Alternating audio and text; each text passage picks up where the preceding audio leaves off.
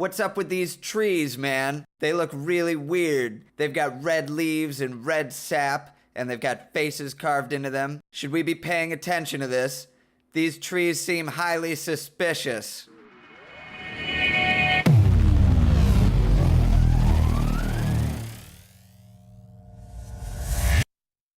In my previous video, I explained how time travel works and established that the past can be changed. And the three-eyed raven told Bran that the weirwood trees themselves enable time travel, but he didn't really explain how it works. Let's review what the three-eyed raven said in the books. "A man must know how to look before he can hope to see," said Lord Brynden. "Those were shadows of days past that you saw, Bran. You were looking through the eyes of the heart tree in your godswood. Time is different for a tree than for a man. Sun and soil and water, these are the things a weirwood understands, not days and years and centuries. For men, time is a river. We are trapped in its flow, hurtling from past to present, always in the same direction. The lives of trees are different. They root and grow and die in one place, and that river does not move them. The oak is the acorn. The acorn is the oak. And the weirwood, 1,000 human years are a moment to a weirwood, and through such gates you and I may gaze into the past." That's not a very scientific explanation. Weirwood trees are super old, and because they are old and don't move, they can go back in time. All right, what about the other trees? What about the oak trees? Can oak trees time travel? Is it less useful because they can only live about 1,000 years? What is so special about the weirwoods? Why don't all the trees have faces? Why is it just the weirwood trees? And why are there so few weirwoods? Why can't there be a whole dense forest filled with weirwoods north of the wall? And why are they called heart trees? Why do we have this strange one heart tree per village, one heart tree per castle godswood thing going on? Why are the weirwoods literally worshipped as gods by the children of the forest and the first men? Why do people make blood sacrifices to weirwoods? And most importantly, why does weirwood sap look exactly like blood? Here is Asha's description of a weirwood from the end of Book 5, A Dance with Dragons.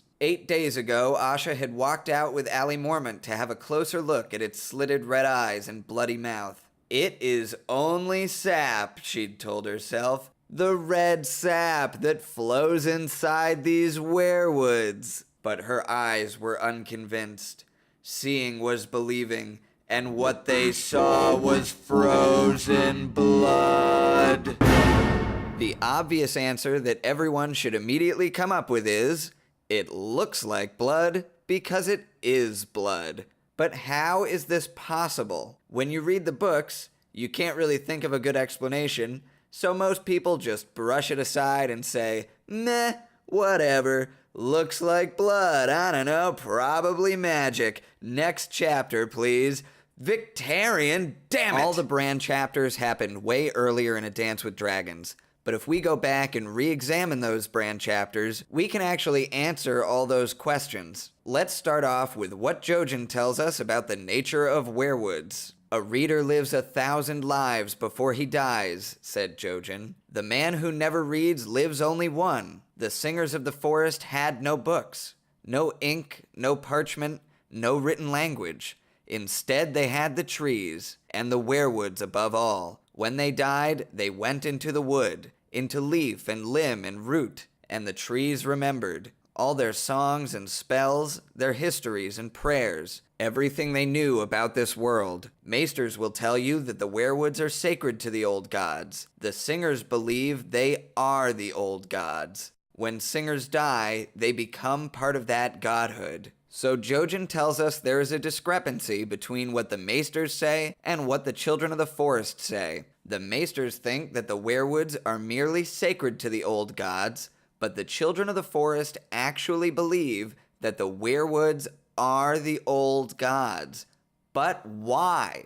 Well, the author actually put the answer right in front of our faces. The three-eyed raven in the show looks very different from how he is described in the books. By the way, the three-eyed raven used to be a regular dude. He is the bastard son of King Aegon IV. His name is Brynden Rivers, and he is 125 years old. Here is our introduction to the three-eyed raven in A Dance with Dragons. Before them a pale lord in ebon finery sat dreaming in a tangled nest of roots, a woven weirwood throne that embraced his withered limbs as a mother does a child. His body was so skeletal and his clothes so rotted that at first Bran took him for another corpse. A dead man propped up so long that the roots had grown over him, under him, and through him. What skin the corpse lord showed was white, save for a bloody blotch that crept up his neck onto his cheek. His white hair was fine and thin as root hair, and long enough to brush against the earthen floor. Roots coiled around his legs like wooden serpents. One burrowed through his breeches into the desiccated flesh of his thigh, to emerge again from his shoulder. A spray of dark red leaves sprouted from his skull, and gray mushrooms spotted his brow.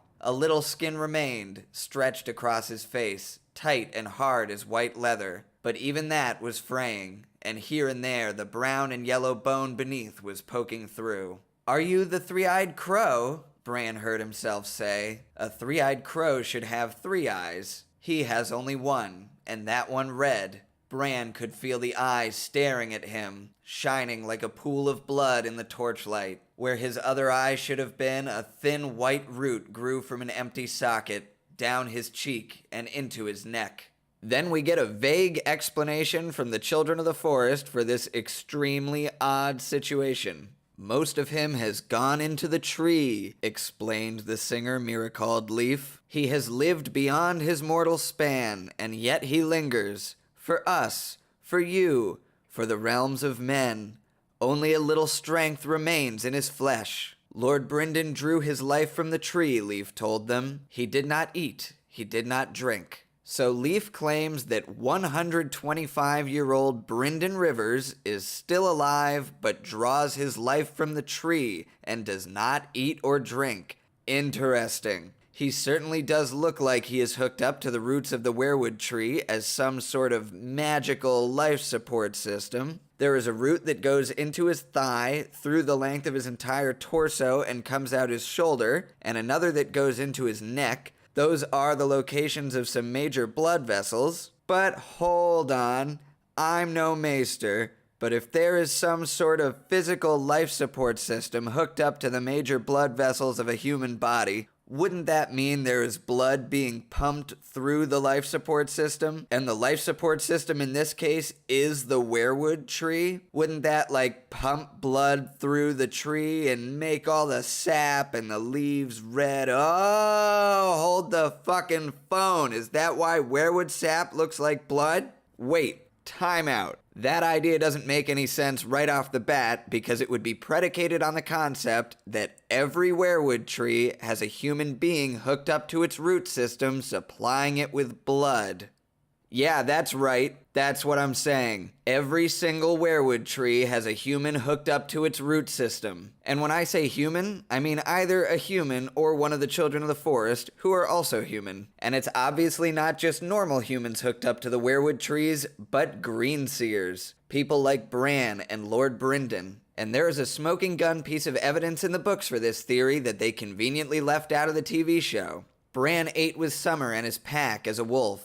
As a raven, he flew with the murder, circling the hill at sunset, watching for foes, feeling the icy touch of the air. As Hodor, he explored the caves. He found chambers full of bones, shafts that plunged deep into the earth, a place where the skeletons of gigantic bats hung upside down from the ceiling. He even crossed the slender stone bridge that arched over the abyss and discovered more passages and chambers on the far side. One was full of singers, enthroned like Brynden in nests of weirwood roots that wove under and through and around their bodies. Most of them looked dead to him, but as he crossed in front of them, their eyes would open and follow the light of his torch, and one of them opened and closed a wrinkled mouth as if he were trying to speak. "Hodor," Bran said to him, and he felt the real Hodor stir down in his pit.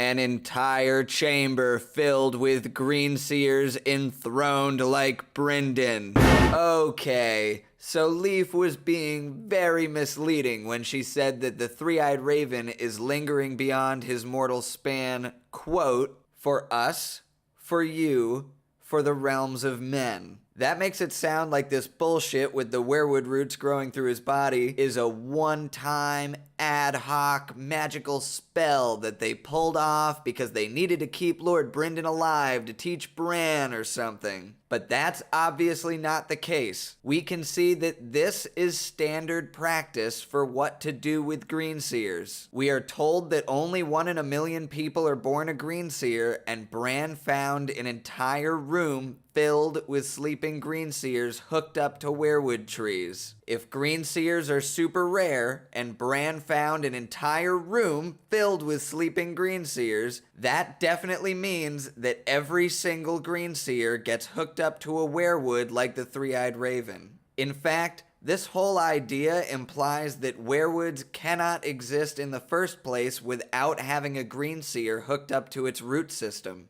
And that would explain why there are so few weirwoods and why they are so sacred.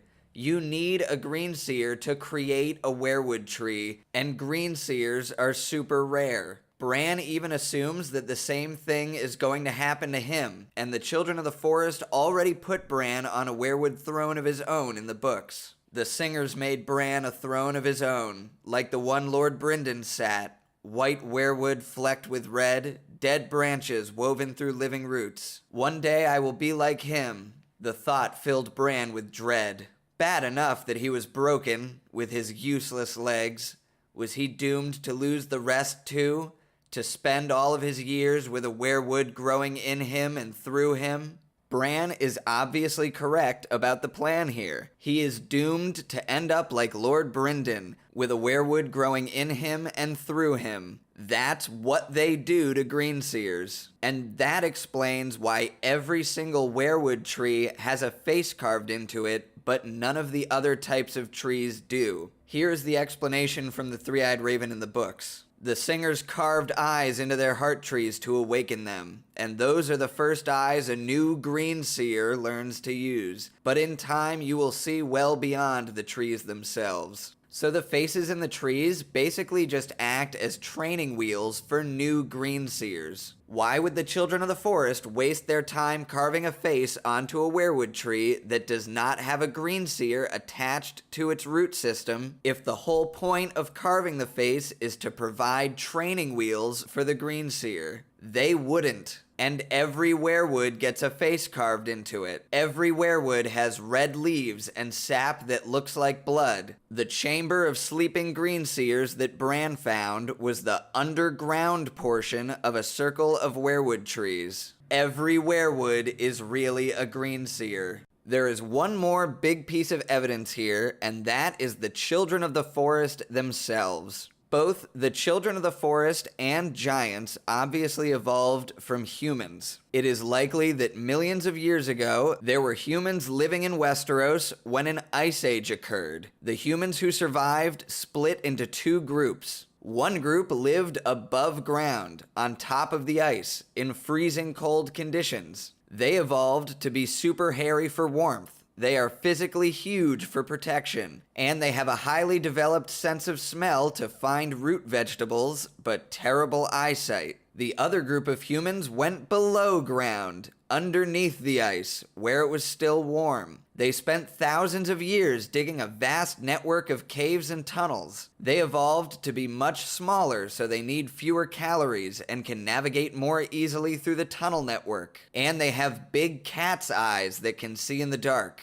And the Children of the Forest didn't just evolve to live underground. They are still living underground, as we can see in the cave with Leaf and the other children. So if the Children of the Forest live underground, and they have been living underground for 1,000,000 years, would it really make sense for them to worship trees that are above the ground? Or would it make way more sense if the race of underground people have actually been worshiping the underground portion of the trees, because every weirwood tree has a green seer hooked up to its root system? And looking at the story through this lens makes a whole bunch of things fall into place. It explains the faces and the blood sap. It explains why villages and castles tend to have only a single weirwood and why they refer to it as a heart tree. It explains why the children of the forest say the weirwoods literally are the old gods. And it gives us a better idea as to why the weirwoods really have time travel powers. It is because they are actually green seers and not just trees. So what does this mean for the story?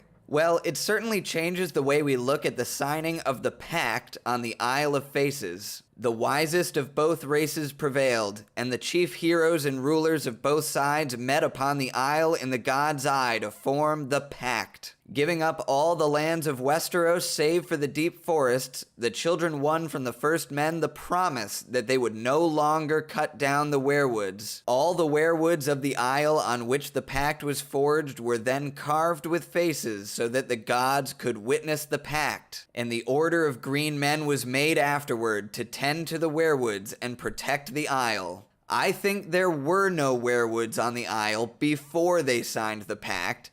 Every weirwood is actually a green seer and gets a face carved into it by default. This means that when they made the pact, they actually transformed a bunch of their green seers into weirwoods. In fact, I am going to speculate that both sides, the children of the forest and the humans, provided people to transform into weirwood trees to seal the pact. And that would give a whole new meaning to the name Isle of Faces. It's not just a bunch of artistic faces that stupid savage tree worshippers carved for funsies. No, those trees are literally a bunch of people. And this would help explain why the first men agreed to stop cutting down the weirwoods and why they adopted the religion of the old gods. It was because some of their leaders got transformed into weirwood trees, literally turning into gods. There is a permanent group of first men and children of the forest green seers living together forever on the Isle of Faces. And if weirwoods are planted together in a circle with the root systems physically connected, it probably combines the blood and the consciousness of all the green seers in the circle, forcing them to use their godly powers in unison. The whole reason the pact worked is because it was a sort of supernatural marriage. There was no wedding or bedding, and nobody had any children, but the green seers became literally united by blood, and they have a permanent vested interest in protecting all of their descendants, both the first men and the children of the forest. But more importantly, if every weirwood tree is really a green seer, that means there is a green seer in Winterfell underground beneath the heart tree in the Godswood. In other words, there is a green seer in the crypts of Winterfell. Who is this green seer? Well, it is probably the Night Queen. If you haven't watched my previous video explaining time travel, I recommend doing that. In the next video, I will talk about the Night Queen's time-traveling mischief, the origins of Winterfell, and the ending of Game of Thrones.